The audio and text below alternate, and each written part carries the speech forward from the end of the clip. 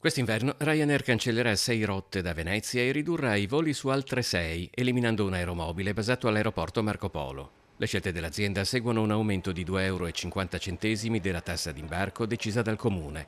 2,50 euro che, aggiunti all'attuale tariffa di 6,5 euro, portano la tassa d'imbarco del Marco Polo a 9 euro.